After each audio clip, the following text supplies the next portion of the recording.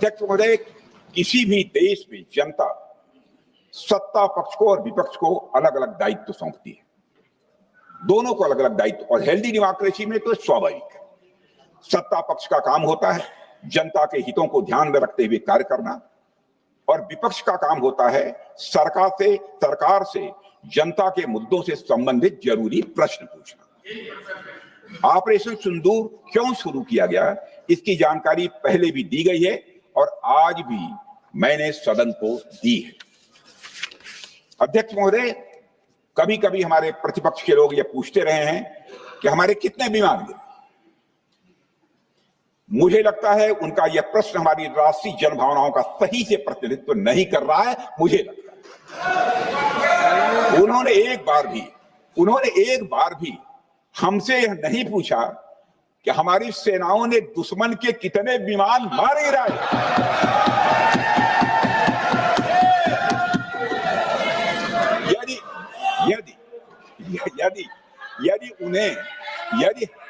यदि उन्हें प्रश्न पूछना ही है अध्यक्ष महोदय, तो उनका प्रश्न यह होना चाहिए, क्या भारत ने आतंकवादी ठिकानों को तबाह किया? तो उसका उत्तर है हाँ।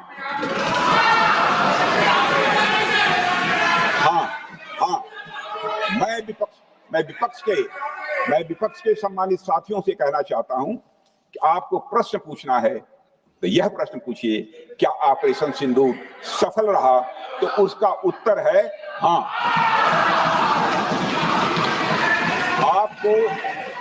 आपको प्रश्न पूछना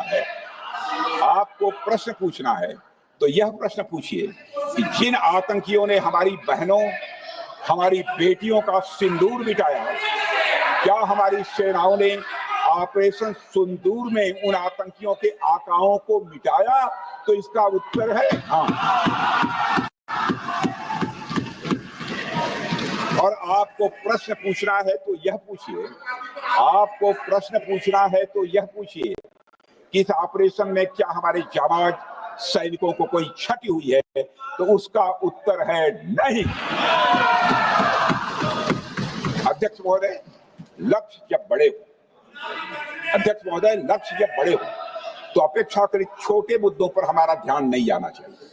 लक्ष्य बड़े हो तो छोटे मुद्दों पर, अपेक्षाकृत जो छोटे मुद्दे होते हैं कंपैरेटिवली, उन पर ध्यान नहीं जाना चाहिए, क्योंकि छोटे मुद्दों पर ही ध्यान देते रहने से देश की सुरक्षा और सैनिकों के सम्मान और उत्साह जैसे बड़े मुद्दों से ध्यान हट सकता है, जैसा कि विपक्ष के हमारे कुछ साथियों के साथ हो रहा है। अब चूंकि विपक्ष के मित्र ऑपरेशन सिंदूर को लेकर उचित प्रश्न नहीं पूछ पा रहे हैं, तो उन्हें मैं क्या बताऊं अध्यक्ष महोदय। मैं लगभग 4 डिकेड से अधिक समय से राजनीति में, सत्ता पक्ष हो या विपक्ष हो, अपनी पार्टी हो या दूसरी पार्टी हो, कभी भी किसी के साथ दलगत राजनीति को मैंने शत्रुतापूर्ण तरीके से जिंदगी में नहीं देखा है मैंने अध्यक्ष महोदय। इसलिए आज अगर विपक्ष प्रश्न पूछने में असफल है, मैं विपक्ष को उनके इस काम में थोड़ी सी मदद करना चाहता हूं। अध्यक्ष महोदय, मैं विपक्ष के अपने सम्मानित साथियों से कहना चाहता हूं कि यदि आज हम लोग सत्ता पक्ष में हैं, तो ऐसा नहीं है कि हम हमेशा सत्ता पक्ष में ही रहेंगे। यह आवश्यक नहीं है, किसी के लिए आवश्यक। एक लंबा समय हमने विपक्ष का काम किया है, एक लंबा समय हमने सरकारों से सवाल पूछने में लगाया है। जनता ने जब हमें विपक्ष में रहने का दायित्व सौंपा था, तो हमने विपक्ष में रहकर विपक्ष की भूमिका को बड़े ही सकारात्मक तरीके से निभाया भी। अध्यक्ष महोदय, विपक्ष में रहकर हमने कैसे प्रश्न पूछे, इसके कुछ उदाहरण मैं यहां रखना चाहता हूं। 1962 में अध्यक्ष महोदय, चीन के साथ हुए युद्ध में जब दुखद परिणाम आया, तो हमने उस समय की सरकार से यह पूछे थे, लेकिन वह प्रश्न यह था कि हमारे देश की धरती पर दूसरे देश का कब्जा कैसे हुआ। हमने यह प्रश्न पूछा था कि हमारी सेना और हमारी जनता अपमानित क्यों हुई। हमने यह प्रश्न पूछा था कि बड़ी संख्या में हमारे सैनिक हताहत कैसे हुए। हमने यह प्रश्न नहीं पूछा कि हमारे टैंक, हमारी मशीनें, हमारी बंदूकें क्यों ध्वस्त हो गई, यह प्रश्न हम लोगों ने नहीं पूछा। मशीनों और तोपों की चिंता न करके, मशीनों और तोपों की चिंता न करके अध्यक्ष महोदय, हमने देश की टेरिटरी की चिंता की, हमने देश के सैनिकों की। इसी तरह 71 के युद्ध में, 71 के युद्ध में जब हमने पाकिस्तान को सबक सिखाया, मैं उस समय की सरकार को मैं बधाई देना चाहता हूं। हमने अपने राजनीतिक और सैन्य नेतृत्व की प्रशंसा की। हमने ये नहीं देखा कि किस दल की सरकार है, किस विचारधारा की सरकार है, इसकी चिंता नहीं की। हमारे नेता अटल बिहारी वाजपेयी ने संसद में खड़े होकर उस समय के नेतृत्व की प्रशंसा की थी। हमने इस बात की खुशी जाहिर कि हमने अपने शत्रु को सबक सिखाया। हमने उस दौरान यह प्रश्न नहीं पूछा कि सबक सिखाने के दौरान में भारत के कितने प्लेन्स गिरे, भारत के कितने इक्विपमेंट्स बर्बाद हुए। यह प्रश्न अध्यक्ष महोदय उस समय भी हम लोगों ने नहीं पूछा।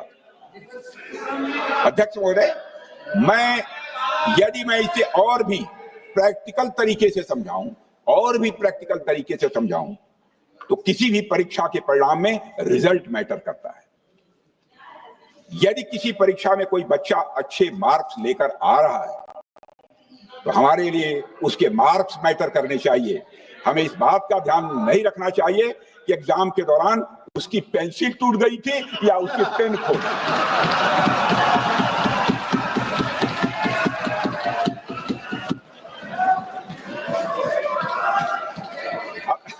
अध्यक्ष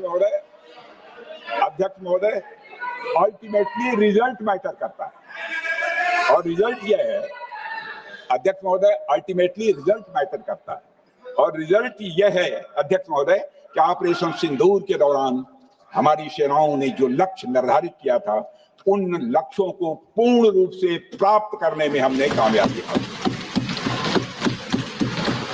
अध्यक्ष महोदय, भारत हमेशा से पाकिस्तान सहित अपने पड़ोसी देशों से मित्रता और सौहार्द सहयोगपूर्ण संबंध का सदैव इच्छुक रहा है।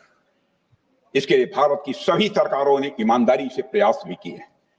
वह चाहे आदरणीय लाल बहादुर शास्त्री जी हों, या अटल बिहारी वाजपेयी जी हों, या हमारे स्वर्गीय मनमोहन सिंह जी हों, या प्रधानमंत्री श्री नरेंद्र मोदी जी, सभी ने हमेशा चाहा है कि इस इलाके में शांति और समृद्धि बनी रहे। सभी ने यह चाहा। अध्यक्ष महोदय, यह बात हमारी सिविलाइजेशनल वैल्यूज के साथ मेल खाती है, इसलिए ऐसा हुआ। अध्यक्ष महोदय, पूरा विश्व जानता है कि पूर्व प्रधानमंत्री से अटल बिहारी वाजपेयी जी ने शांति का संदेश लेकर 1999 में लाहौर बस यात्रा की थी। वह सिर्फ एक यात्रा नहीं थी, वह यात्रा भारत की संस्कृति और शांति की प्रतीक थी। यह हमारे भारत की प्रकृति थी। लाहौर पहुंचकर अटल बिहारी वाजपेयी जी ने मीनारे पाकिस्तान पर विजिटर्स रूप में जो लिखा था, जिसका जिक्र लोग आज भी करते हैं, और उन्होंने लिखा था कि मैं चर्चा करता हूं, उन्होंने लिखा था कि मीनारे पाकिस्तान से मैं पाकिस्तान की जनता को यह विश्वास दिलाना चाहता हूं कि भारत अस्थायी शांति और मित्रता का आकांक्षी है।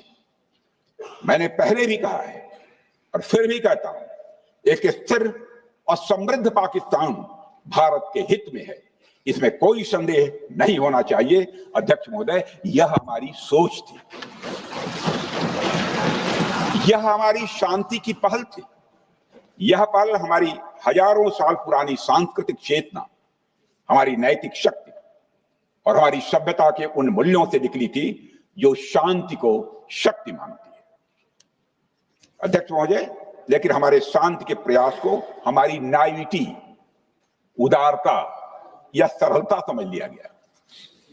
जब हम शांति के लिए कदम बढ़ा रहे थे, उसी वक्त पाकिस्तान कारगिल में घुसपैठ की साजिश रच रहा था। हम दोस्ती के राह पर थे तो वो षड्यंत्र की राह पर थे। जब हम मामला खुलकर सामने आया तो हमारे वीर सैनिकों ने इस घुसपैठ के खिलाफ कार्रवाई करना प्रारंभ किया, और जब भारत की जीत सामने दिखाई दे रही थी तो पाकिस्तान ने परमाणु युद्ध की धमकी दे डाली। अध्यक्ष महोदय, तब हमारे तत्कालीन प्रधानमंत्री आदरणीय अटल बिहारी वाजपेयी जी ने कहा था पाक सेना के परमाणु हमले से भारत का तो कुछ नहीं बिगड़ेगा, लेकिन पाकिस्तान दूसरे दिन का सूरज नहीं देख पाएगा।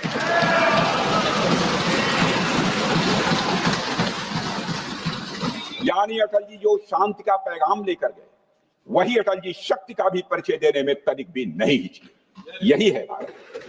अध्यक्ष महोदय, यह सामर्थ्य का उद्घोष था।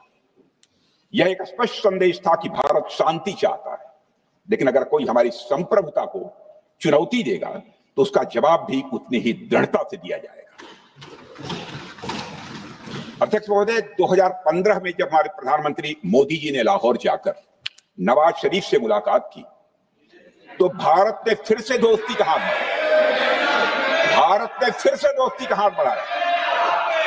अध्यक्ष महोदय, हम वाकई में शांति की राह पर चलना चाहते थे, क्योंकि हमारी मूल प्रकृति बुद्ध की है, युद्ध की नहीं है। हमारी सरकार ने भी पाकिस्तान के साथ शांति स्थापित करने के अनेक प्रयत्न किए, लेकिन बाद में हमने 2016 में सर्जिकल स्ट्राइक से, 2019 में बालाकोट में एयर स्ट्राइक से और 2025 के ऑपरेशन सिंदूर से हमने शांति स्थापित करने का दूसरा रास्ता अपनाया है। अध्यक्ष महोदय, अब हमारे प्रधानमंत्री श्री नरेंद्र मोदी जी और हमारी सरकार का स्टैंड बिल्कुल क्लियर है कि टेररिज्म और टॉक्स ये दोनों साथ नहीं चल सकते, क्योंकि सभ्य मुल्कों के बीच बातचीत होती है। अध्यक्ष महोदय, लोकतांत्रिक देशों में बातचीत होती है, पर एक ऐसा देश जिसके वजूद में लोकतंत्र का एक कतरा भी न हो और सिर्फ रिलीजियस फैनेटिसिज्म, टेररिज्म और हेट्रेड अगेंस्ट इंडिया हो, उसके साथ संवाद किसी भी सूरत में नहीं किया जा सकता, क्योंकि टेररिज्म की भाषा जो अध्यक्ष महोदय होती है, वह खून, डर और नफरत है, संवाद नहीं। गोलियों की आवाज में संवाद की आवाज दब जाती है। जहां खून बहता है वहां बातचीत की गुंजाइश अध्यक्ष महोदय नहीं बचती। अध्यक्ष महोदय, पाकिस्तान की वर्तमान स्थिति अब जग जाहिर है। जिस देश ने आतंक को अपनी विदेश नीति का औजार बना लिया, वह अंततः अपने ही जाल में फंस जाता है। पाकिस्तान की नीति और चरित्र को लेकर कोई भ्रम नहीं रहना चाहिए। यह एक ऐसा देश है जो वैश्विक आतंकवाद की नर्सरी है और उन्होंने इसको अपनी स्टेट पॉलिसी का भी एक आधार बनाया हुआ है। अध्यक्ष महोदय, ऑपरेशन सिंदूर के दौरान पूरी दुनिया ने देखा है कि पाकिस्तान में सरकार आतंकवादियों के लिए स्टेट फ्यूनरल का इंतजाम कर रही है और सैन्य अधिकारी भी आतंकवादियों के जनाजे में भाग लेते हैं। यह वही देश है जो सीमा पर सैनिकों से लड़ने का साहस नहीं जुटा पाता, इसलिए निर्दोष नागरिकों, बच्चों और तीर्थ यात्रियों को आतंकवाद का निशाना बनाता है। पाकिस्तान की सेना और आईएसआई आतंकवाद को एक प्रॉक्सी वार के रूप में अध्यक्ष महोदय इस्तेमाल करती हैं और उसके सहारे वे भारत को डिस्टेबलाइज करने का सपना देखती है। अध्यक्ष महोदय, मैं लोकतंत्र के मंदिर में खड़े होकर यह बात कह रहा हूं कि भारत को 1000 कट्स देने का सपना पालने वालों को नींद से जग जाना चाहिए। यह मोदी जी के नेतृत्व वाला नया भारत है जो आतंकवाद के खिलाफ किसी हद तक जाता है।